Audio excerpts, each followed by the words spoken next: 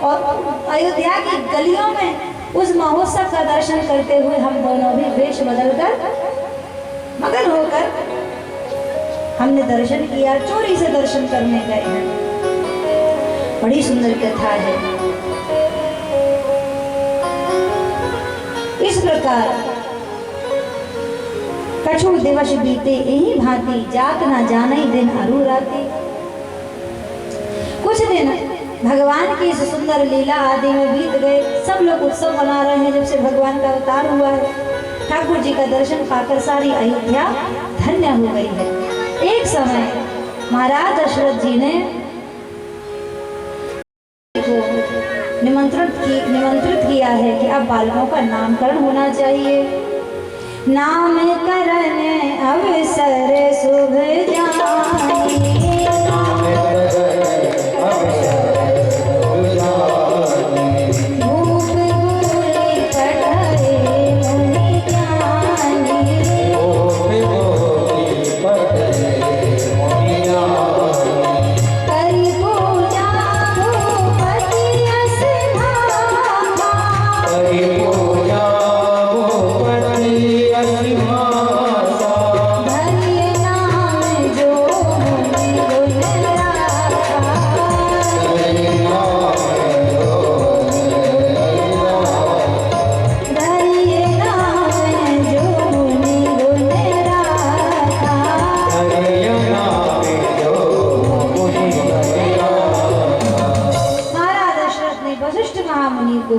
बुलाया है और नामकरण करने की बालकों के गुण अनुसार महाराज इनका नामकरण कीजिए। और जैसे ही वशिष्ठ जी चारों भैयों का नामकरण करने बैठे, उसी समय वशिष्ठ जी के मुख पर हिंदी वर्णमाला के जितने अक्षर थे वे जिह्वा पर आकर नाचने लगे। क्यों नाचने लगे? बोले महाराज हमारे ऊपर नाम रख दो, हमारे ऊपर भगवान का नाम हो जाएगा तो हम धन्य हो जाएंगे, हमारा जीवन सफल हो जाएगा, हमारा उद्धार हो जाएगा। प्रत्येक अक्षर जीवा पर नाच रहा है, हम पर नाम रख दो, हम पर नाम रख दो। कुछ भी मुख से बोलना चाहते हैं, हर वर्णमाला का हर अक्षर आकर जीवा पर नाचने लगा। तो कह दिया वशिष्ठ जी ने, इनके नाम अनेक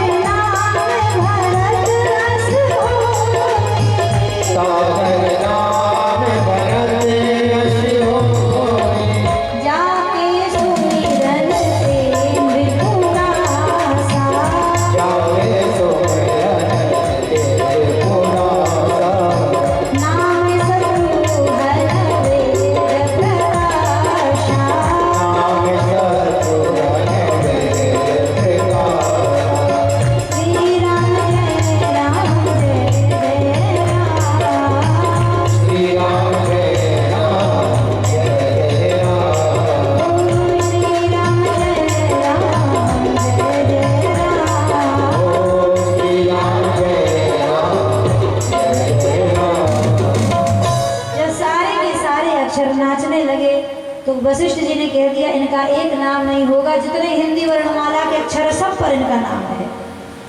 जैसी लीला करेंगे, जैसा गुण होगा, जैसे जैसी लीला होती जाएगी वैसे वैसे नाम हो जाएंगे। बोले प्रभु इतने सारे नाम होंगे पर कोई एक नाम तो धरो जिससे हम इनको पुकार सके। हम इनको बुला सके।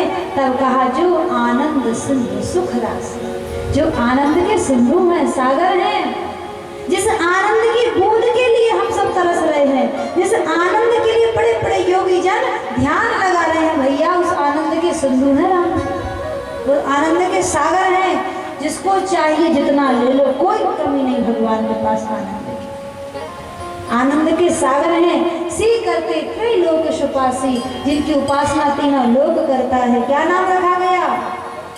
सो सुख धाम राम असना, जो समस्त सुखों की खान है, जिनका स्मरण करके बड़े से बड़े दुख का शमन हो जाएगा, बड़े से बड़ा कलेश शांत हो जाएगा, बड़े से बड़ा दुखी हृदय भी सुखी हो जाएगा। ऐसे प्रभु सुखधाम का नाम मैं राम रखता हूँ। बोलो राजा रामचंद्र भगवान की जय। प्रभु का नामकरण हुआ, नाम रखा गया राम। और राम ऐसा नहीं है कि दशरथ के पुत्र बनकर आए तभी भगवान का नाम राम हुआ। ये वही नाम है जो अनादि काल से भगवान का नाम है। इसी नाम को शिवजी जपते हैं, इसी नाम को जपकर शिवजी हलाहल विषपान कर दे। कई लोग मेरे से आके पूछते हैं, ये बताओ कि आजकल अगर किसी की मृत्यु हो जाती है तो लोग क्या कहते हुए जाते हैं? क्या कहते हैं? बहुत डर लगता बोलने में, लोगों को लगता है ऐसा मंत्र है जो मरने के बाद ही बोला जाता है।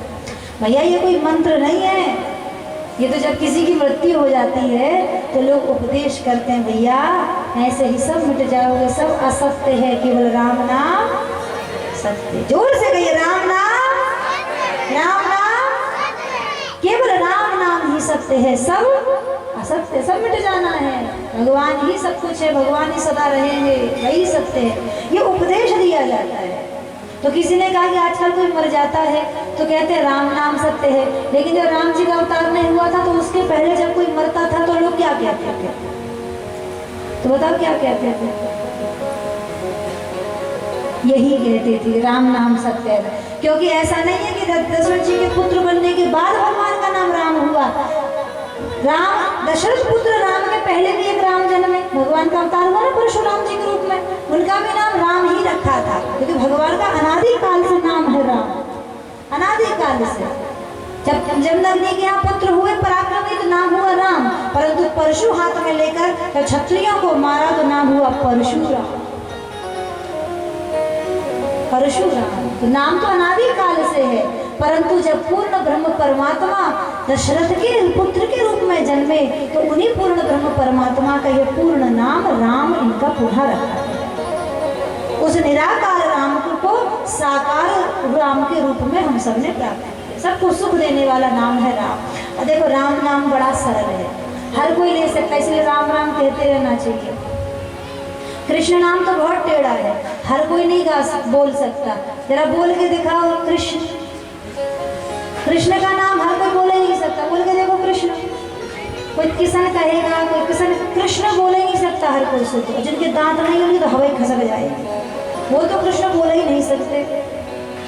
जैसे कृष्ण टेढ़े, उनका नाम भी टेढ़ा, पूरी जीव टेढ़ी नहीं हो जाएगी जब तक कृष्ण नाम नहीं निकलेगा। कृष्ण नाम अभ्यास से आएगा, बार बार बोलो कृष्ण कृष्ण कृष्ण कृष्ण, तब कृष्ण आएगा।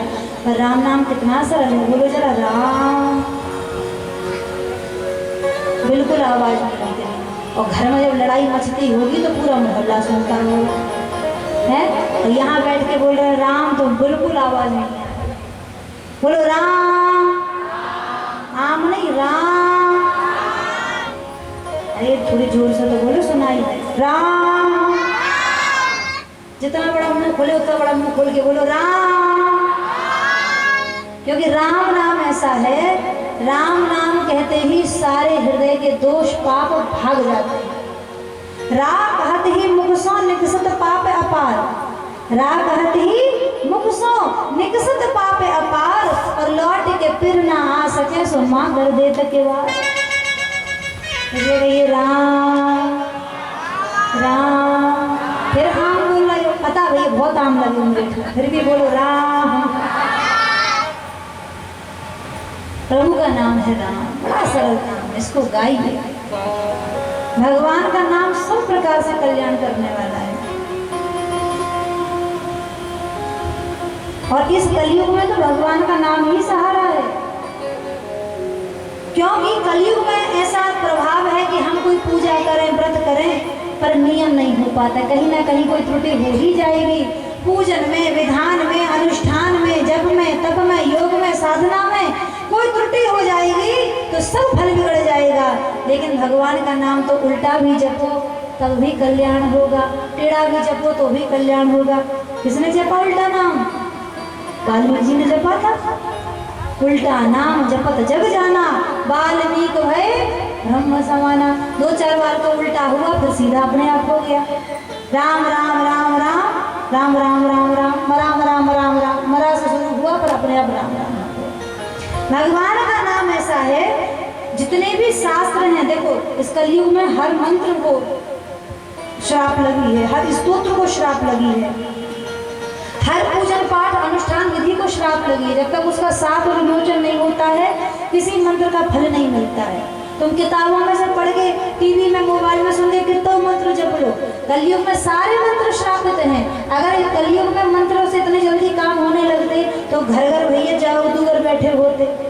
और कलयुग में ऐसी बुद्धि है कि लोग घर घर मंत्र सिद्ध करके क्या करते, अपना भला नहीं करते, दूसरे का बुरा ही करते। आजकल भी जिसके पास थोड़ा बहुत टूना टोटका होता है वो अपने भलाई को तो लगाता नहीं, मैं अपना भला नहीं कर पा रहा, पड़ोसी के घर फेंक दो, दूसरे का बुरा करके सुखी होता। यही तो करते हैं आजकल समाज में लोग। और अगर नहीं आता है फिर भी अगर पड़ोसी को परेशान करना है तो बिल्कुल मत तुम टोना करो, तुम्हें कुछ नहीं आता हो। अगर किसी का जीवन बिगाड़ना है तो बस उसके घर एक नींबू काट के लाल रंग डाल के फेंक दो, ऐसे वो वैसे घबरा जाएगा, किसी ने कुछ कर दिया है, किसी ने कुछ कर दिया है। इतना लोग तंत्र मंत्र पे यकीन करते हैं, धर्म में आदमी खुद का काम बिगाड़ता रहेगा, किसी ने कुछ कर दिया। बेटा बिगड़ जाए, पढ़ाई में मन ना लगे, दुकान ठीक से नहीं चले तो लोग सबसे पहले यही कहते हैं, वो नहीं कहेंगे कि हमारी भाई हम मेहनत कम कर रहे हैं या हम ठीक से अपना काम नहीं कर रहे, ये नहीं कहेंगे। क्या कहेंगे? पता नहीं किसी ने कुछ करा दिया, हमारे पति पर तो किसी ने कुछ करा दिया। अगर पत्नी का सम्मान ज्यादा घर में पति करने लगे तो माएँ कहने लगती है, अरे कुछ कर नहीं जाती, कुछ खवा दियो मेरे बेटे को। यही करती है, कितना लोगों को यकीन है। परंतु कलयुग में कुछ नहीं चलता, कोई कितना टोना करता रहे, कलयुग में सब श्रापित है, बहुत कठिन है, बहुत कठिन है, इतना सरल नहीं है जादू टोना करना। कलयुग में सबको श्राप है, मंत्र जंत्र तंत्र विधान, लेकिन भगवान का नाम कलयुग के दोष से अभी भी बचा हुआ है। भगवान के नाम को कलयुग का कोई प्रभाव नहीं, उतना ही यह पहले कल्याणकारी था, उतना ही आज ही कल्याणकारी है। एकमात्र भगवान का नाम ही कलयुग में सहारा भैया। कोई पूजन व्रत विधान बिगड़ जाएगा तो अपराध लग जाएगा, हर मिट जाएगा, लेकिन भगवान का नाम तो उल्टा सीधा उठते बैठते सोते भी गाओगे तो भी कल्याण हो जाएगा। प्रमाण दिया गया ना, अजामिल ने तो बेटे का नाम होने के कारण पुकारा तो उद्धार हो गया, गणिका ने तोते को रटाया तो उद्धार हो गया। भगवान का नाम ही कलयुग में वह अमृत है जो जन्म और मरण के इस चक्कर से तुम्हें मुक्त कर देगा, सदा सदा के लिए मुक्त कर देगा। राम जी का नाम हमें, राम जी का नाम हमें निराला मिला है, अमर हो जा अमृत का प्याला मिला है, अमर हो जा अमृत का प्याला मिला है, अमर हो जा अमृत का प्याला मिला है, अमर हो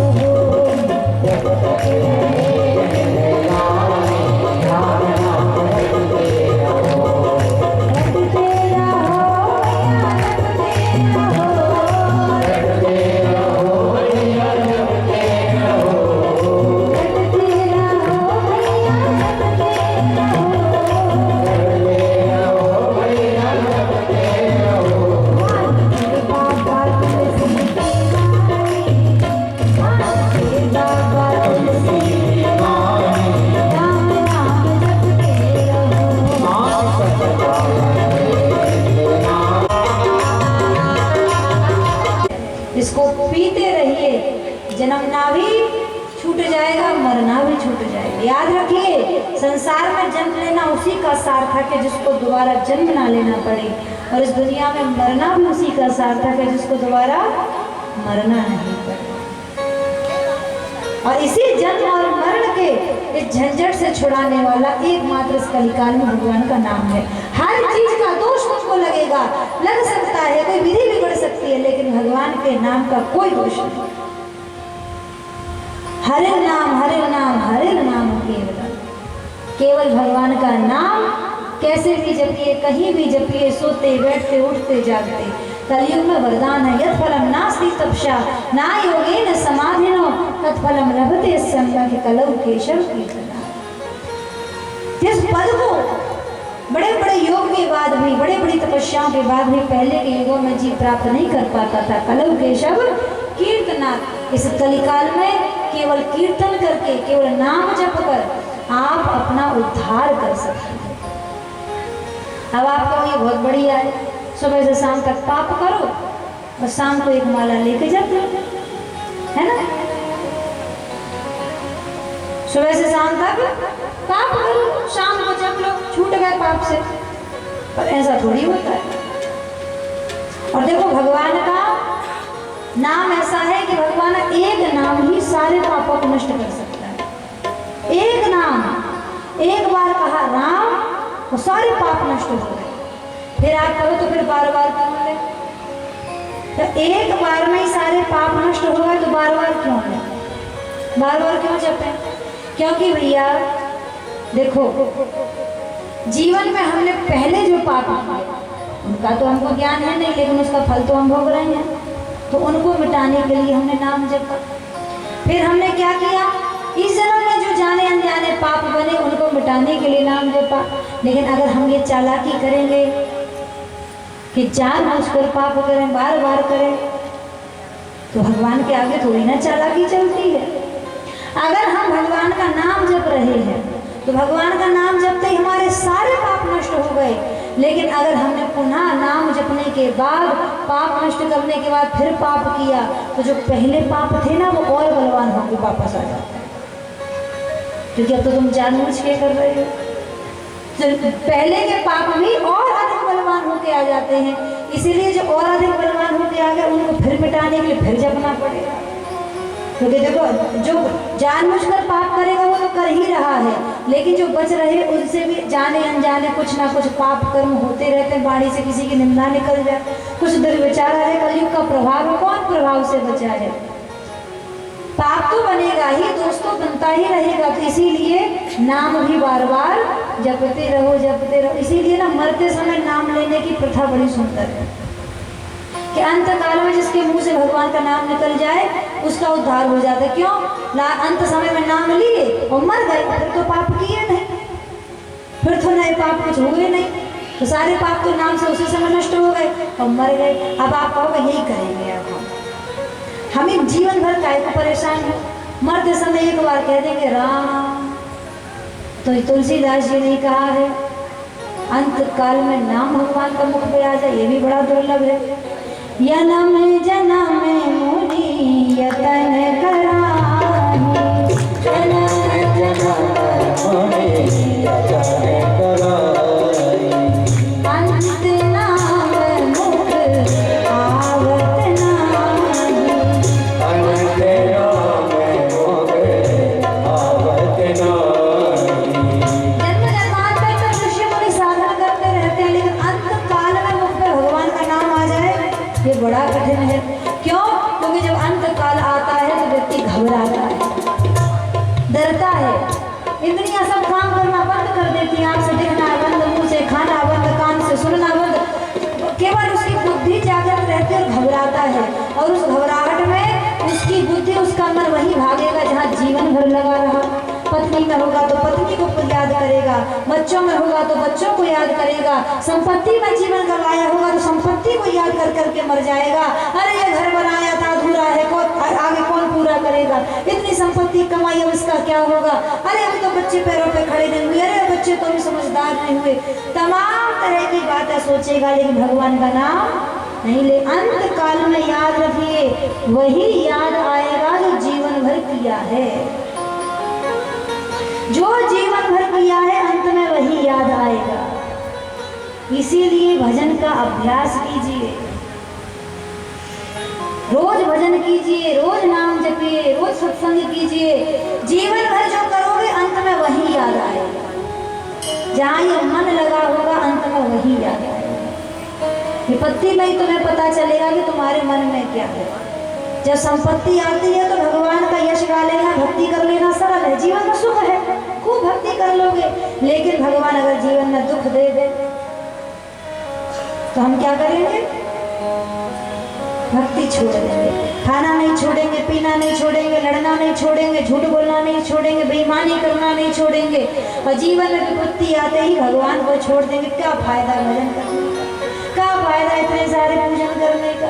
जीवन में विपत्ति आ गई, जाहे विधि रखे राम ताही विधि रहिए, तुम नहीं रह पाओगे, बड़ा कठिन है। ये अभ्यास की चीज है। जीवन भर जो मुख से बोलोगे अंत में वही निकलेगा। भगवान का नाम कर्ण हुआ। विश्व भरण पोषण कर जोई ताकर नाम भरत अस होई। जो संसार का भरण पोषण करते हैं, अर्थात भगवान का वह अवतार जिस अवतार से भगवान संसार का पालन करते हैं, वो भरण पोषण करने वाला जो अंश है वही भरत जी के रूप में अवतरित हुआ, नाम हुआ भरत। इसलिए आज भी किसी चीज को जब पूर्ण किया जाता है तो मतलब भर गया है ना। कूलर में पानी भर गया, भरना कहते हैं भरत। एक साधारण भाषा में भरण करने वाला, संसार का पालन करने वाला जो अंश है वो भरत जी के रूप में जन्मा है। जाके सुमरन तेरे पुनाशा नाम शत्रुघ्न वेद प्रकाशा। जिनका नाम लेने से शत्रुओं का नाश होता है, नाम हुआ शत्रुघ्न। देखो ये चारों भैयाओं के नाम ही चारों पुरुषार्थों को प्रदान करने वाले हैं। सब प्रकार के सुख और मुक्ति देने वाला भगवान का नाम है राम। घर में सुख संपत्ति देने वाला नाम है भरत। जो चाहे हमारे घर की समृद्धि बनी रहे, उन्हें भरत जी का स्मरण करना चाहिए। जिन्हें शत्रुओं से मुक्ति चाहिए उन्हें शत्रुघ्न जी का नाम लेना चाहिए।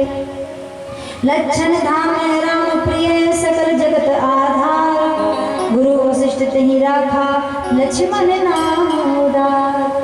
जिन शेषनाग के अवतार हैं, जिन पर सारी सृष्टि टिकी हुई है, इनका नाम रखा गया लक्ष्मण।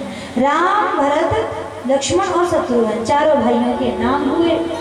एक समय मैया स्नान आदि करा के राम जी को पालने में लटा कर गई। एक बार जननी अनभाए कर श्रृंगार पलना पौढ़ाए। और मंदिर में पूजन करने गई तो मंदिर में भी उन्हीं का दर्शन हुआ। भाग कर आई, मैं तो लाला को पालने में डाल के आई थी, यहाँ कैसे आ गए? पालने में भी राम जी दिखे, मंदिर में भी राम जी दिखे। मैया घबरा गई, तब मैया को पुनः ठाकुर जी ने दर्शन कराया। जैसे कृष्ण अवतार रूप में पूरा ब्रह्मांड दिखाया, मैया से कुछ नहीं छुपाया मैं कौन हूँ, ऐसे ही राम अवतार में भी ठाकुर जी ने मैया से कुछ छुपाया ही नहीं। क्योंकि जब कौशल्या जी ने पूर्व जन्म में अदिति के रूप में तप करके भगवान से वरदान मांगा था, तो यह भी मांगा कि प्रभु मैं आपको जान के रहूं, मैं भ्रम में ना रहूं। सोई गति सोई मति सोई सुगति। जो ज्ञान ऋषियों को है, जो ज्ञान योगी जनों को है, आप ब्रह्म हैं इस बात का मुझे याद रहे, ध्यान रहे। इसलिए भगवान बार बार मैया को दर्शन कराते हैं। मैया को स्पष्ट रूप भगवान ने दर्शन कराया। और जब निशाचरों का, राक्षसों का साम्राज्य हुआ, धर्म को प्रताड़ित किया जाने लगा, यज्ञ हवन आदि करने वाले ब्राह्मणों को कष्ट दिया जाने लगा। जो धर्म का पालन करते हैं और धर्म की शिक्षा देते हैं, सबसे पहले जितने भी राक्षस होते हैं इन्हीं ब्राह्मणों को हानि पहुंचाते हैं। ब्राह्मण नहीं होगा समाज में तो लोग धर्म भूल जाएंगे। भगवान ने अवतार लिया विप्र धेनु सुर संत। तो सबसे पहले नाम आया विप्र का, ब्राह्मणों के लिए आए। अब आप कहोगे जात पात खेली जा रही है, भैया जात पात नहीं खेली जा रही है। चारों वर्ण समाज के चार खंभे हैं जिन पर ये समाज की व्यवस्था टिकी हुई है। हमारे समाज में सनातन धर्म में ये व्यवस्था बनाई गई, लेकिन समय काल और कलयुग के प्रभाव से ऐसे दोष बने, लोग एक दूसरे को नीचा समझने। नीचा ऊपर कोई नहीं होता। नारायण के चार ही अंगों से चारों वर्ण प्रकट हुए। मुख से ब्राह्मण प्रकट हुआ, हाथों से क्षत्रिय प्रकट हुए, गर्भ से वैश्य प्रकट हुए और चरणों से कहते शूद्र प्रकट हुए। नारायण अगर खड़े होते तो कोई ऊपर कोई नीचे होता, लेकिन नारायण लेटे हुए हैं इसलिए सब बराबर है, कोई ऊंचा नीचा नहीं।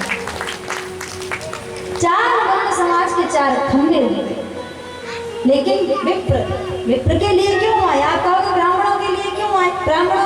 ब्राह्मणों से प्रेम क्यों? क्योंकि ब्राह्मण का कर्तव्य है धर्म का पालन करना और कराना। ब्राह्मण ही है सनातन धर्म की धुरी को चलाने वाला। आपसे यज्ञ, अनुष्ठान, कथा, कीर्तन, सनातन धर्म के जितने कार्य हैं ब्राह्मण स्वयं करते हैं और कराते हैं। ब्राह्मण का कर्म केवल यज्ञ कराना ही नहीं है, यज्ञ करना भी है। दान लेना ही नहीं है, दान देना भी है। ब्राह्मणों का कार्य था कि समाज को शिक्षा प्रदान करना। आजकल एक भ्रम फैलाया गया है कि पहले अन्य जाति के लोगों को पढ़ने की अनुमति नहीं थी, अभी कुछ साल पहले संविधान बना तब अनुमति मिली। ऐसा नहीं है। भगवान राम के एक मित्र हैं, जब भगवान वनवास की यात्रा पर निकले तो एक मित्र हैं, इनका नाम निषाद राज। और निषाद राज से मित्रता कहाँ हुई?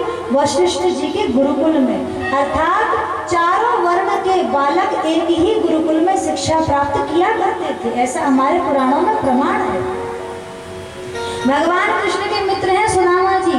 सुदामा थे ब्राह्मण और भगवान कृष्ण कौन थे? क्षत्रिय। क्षत्रिय और ब्राह्मण का बालक एक ही गुरु के आश्रम में शिक्षा प्राप्त किए, वही तो मित्रता हुई सुदामा जी की कृष्ण की। तो ये जो भ्रम आज फैलाए गए हैं कि पहले बच्चों को पढ़ने नहीं दिया जाता था, पहले कन्याओं को नहीं पढ़ने दिया जाता था। अरे कितनी बड़ी बड़ी ऋषिकाएं हुई हमारे, लोपामुद्रा, गार्गी आदि, जिन्होंने याज्ञवल्क्य जी को भी शास्त्रार्थ में परास्त कर दिया। सबको वैदिक शिक्षा थी। एक ही विद्यालय में हर वर्ण का, हर जाति का बालक पढ़ा करता था। और लोग उदाहरण दे देते महाभारत का। महाभारत में ऐसा था कि राजकुमार के पुत्रों को अलग शिक्षा दी जाती थी। अगर वही शिक्षा साधारण लोगों को दी जाए, वही अस्त्र की शिक्षा राजा के बेटों को दी जाए, तो कभी भी प्रजा विद्रोह करके लड़ जाएगी राजा से। तो राजकुमारों को अलग पढ़ाया जाता है, अस्त्र शस्त्र की शिक्षा अलग विशेष रूप से दी जाती है।